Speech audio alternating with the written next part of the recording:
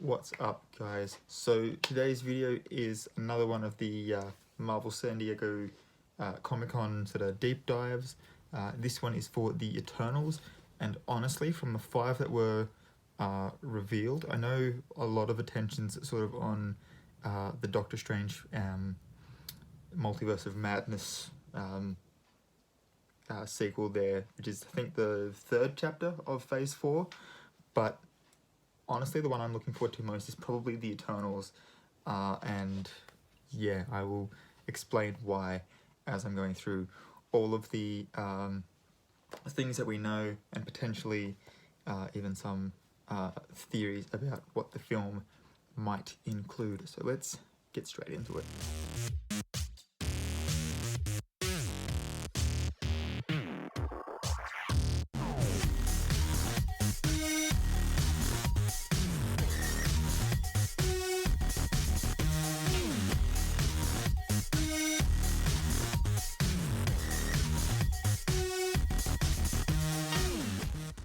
Okay, so as with the Black Widow film deep dive, I'm going to start off with the release date, the director, and the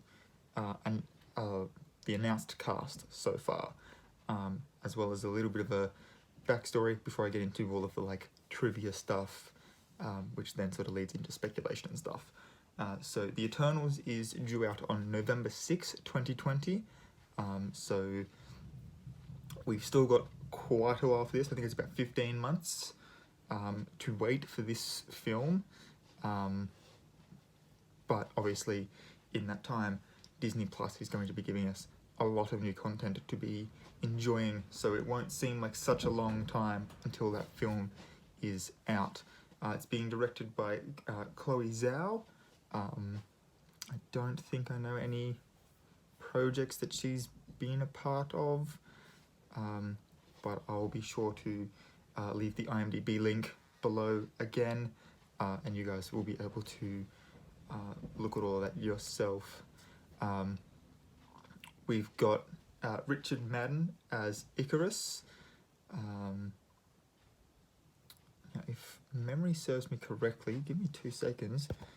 I'm pretty sure Richard Madden played Cyclops in the X-Men franchise. Let me just have a quick look. I really should have prepared this earlier, but I wrote all my notes like yesterday and sort of forgot. I know that he was in, no, I have confused him with someone else. I know he was Robb Stark in Game of Thrones, and yeah, I've confused him with, who have I confused him with? Oh, name is on the tip of my tongue and I cannot remember for the life of me. But, I mean, all you really need to know is that, yeah, Richard Madden can definitely hold his own. He was the King of the North. Played by, that's what we want to see. What's going on here?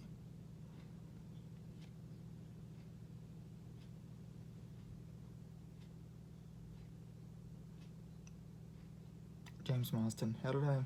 Maybe it's because their last names are sort of similar. Anyway, so yeah, Richard Madden is going to be playing Icarus. Angelina Jolie, who has been attached to this project since it was announced, has been confirmed to be playing Athena. Salma Hayek will be a gender-swapped Ajak. Kumail Nanjiani is going to be playing Kingo. Leah McHugh as a gender-swapped Sprite. Brian Tyree Henry as Phastos. Dong Seok Ma as Gilgamesh. Lauren Ridloff as a gender-swapped Makari. So a lot of gender-swapping to beef up the superpowered females in this, which is great. Barry Keoghan's been cast. His role has not been confirmed. And also Gemma Chan, who played Minerva in Captain Marvel, is rumoured to appear in this, which could potentially mean that we might see some more of the Star Force in this film. Now, considering that the sort of summary for this film is that it's going to be covering the saga of the Eternals, a race of immortal beings who lived on Earth and shaped its history and civilizations. Considering that that is the synopsis so far, as well as them being sort of Thanos' family, so potentially from Titan, means that we might actually see the Kree turn up, which is how we'll get Gemma Chan still playing Minerva in that. Otherwise, she could be playing a different character. She wouldn't be the first actor or actress to have multiple roles in the MCU either. We'll get into that more in the Blade breakdown because it's more prevalent there. So a couple of little bits of trivia and stuff, as well as one bit that I think that I sort of put together myself. So we've got Kevin Feige has described the film as an ancient times story, and he's quoted as saying, excuse me, he's quoted as saying, all of these myths and legends that we know from ancient times, were they inspired by the Eternals?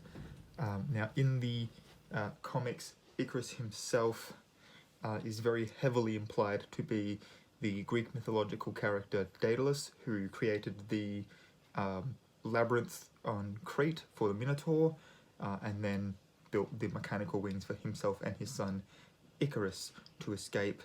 Obviously, Icarus then dies, and then the Marvel character Icarus takes the name Icarus in his son's honor. So it's very heavily implied that he is actually Daedalus, meaning that he has incredibly inventive, intelligent mind.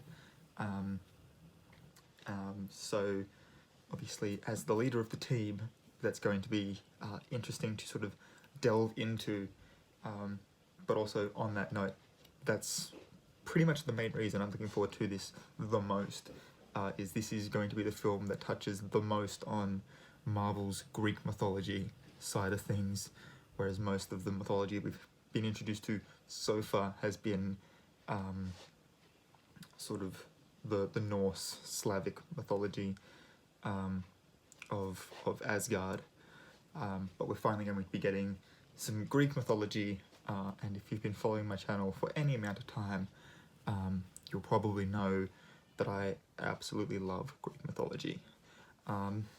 Ajax, Makari and Sprite are male in the comics, but as I said, they're going to be female in the film. Makari is going to be the first deaf superhero. This fits in with his character arc in the comic books, where he starts to sacrifice some of his other abilities to gain more speed. Obviously, in the film, one of those abilities he gives up is his ability to hear. So he will be a deaf superhero. She will be a deaf superhero, which is really cool, because I have a friend of mine is female and deaf, so they will finally have representation in the MCU, which will be really cool. The Eternals are the race of beings, as I said, from Titan. They're related to Thanos. In fact, when the Red Skull says son of Alaz so far has not been put in, but Alaz is the brother of Zuras, who is the father of Thena. Now, if Thena's in there, and we know Thanos exists in the MCU, chances are that Zuras and Alaz are going to be in there, which also means likely that Zuras' wife Sibel and Alaz's wife Susan are going to be in there. If both Alaz and Susan are in there, Eros or Star Fox might be in there. In the comics, he was the one that turned into blocks, where Drax did in the Infinity War movie. And if all of them are in there, then we're also likely to get a couple other characters. Originally, Angelina Jolie was rumoured to be playing Cersei, so maybe Cersei is a character that they're playing with, putting into the film. Maybe that's what Gemma Chan's going to be playing, if she's not playing Minerva, as well as the character Arlok, who I'm pretty sure had a pretty significant role with one of the other characters that's been confirmed. Cannot remember off the top of my head, however, but I will leave links in the description down below. For that one, I think it's the Wikipedia page that I used that just had a full list of all of the Eternals. So yeah, I'll leave that for you. In all likelihood, the Deviants are going to be the villains. To give you an idea, for his particular branch of the Eternals, as far as their sort of race is concerned, Thanos himself is actually a deviant for his sort of family line. Maelstrom, the character Maelstrom, may be set up for as a villain for a sequel. Now, considering that he's only half Eternal and the other half of him is Inhuman, could mean that maybe they're going to revisit the idea of making an Inhumans movie, go back to the story that they were originally going to give us rather than the story they gave us in the TV show, and finally give us that. If that happens, I'm really hoping that Vin Diesel puts his hand up to be Black Bolt again. We've got his voice, we just don't have his face in the MCU. Would be great if we could have both, because then you could have a shot where Groot, who can only say 3 words, and Black Bolt, who chooses not to speak due to his powers, just sort of give each other a knowing look, knowing that they're both played by Vin Diesel, would be really cool. Moving on anyway, the Tomb of the Space Gods location will be featured. Now that speaks to the Celestials. There was some art at San Diego Comic-Con that revealed the Celestials to be part of this film. So a Tomb of the Space Gods, which is I believe it's an Aztec temple,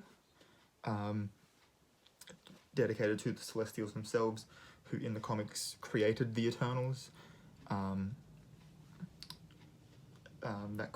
That could play into that, and also in the comics, Icarus actually, during one of the storylines, actually travels to that temple in order to revive Ajax, who at the time had sort of fallen in battle. So that could come into play. Maybe that's the source of their immortality. Who knows? It is all open to adaptation, not translation, for the film, considering that it is a separate universe from the comic books. The film previously had been stated to feature an openly LGBT character. I believe I read once somewhere that it was going to be Hercules, again playing into the Greek mythology of all of this.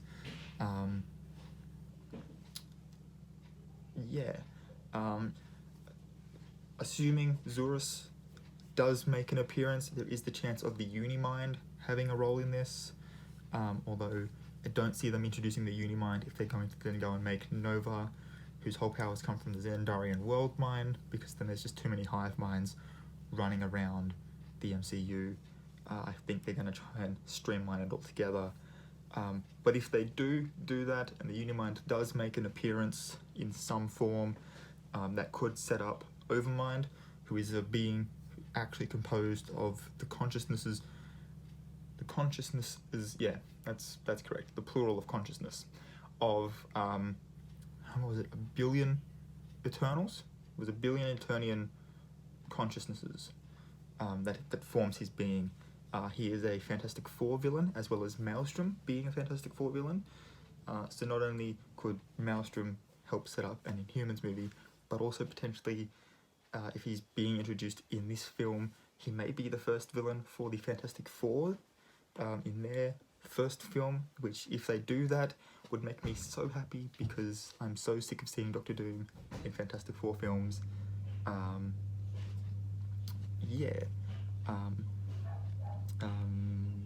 That's all that I've got written there.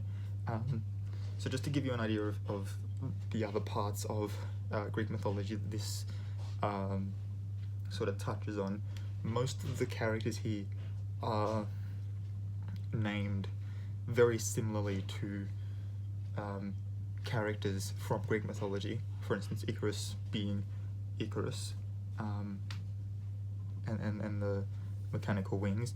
You got Athena being mistaken in the comics for the goddess Athena, and the city of Athens actually being dedicated to her and not their actual goddess. Ajax is Ajax. He has a brother as well. Can't remember what his brother's name is in the comics, but as far as mythology is concerned, they're mistaken for Ajax the Greater and Ajax the Lesser, or I think it's Telamonian and Locrian Ajax, both of which fought in the Trojan War. One of them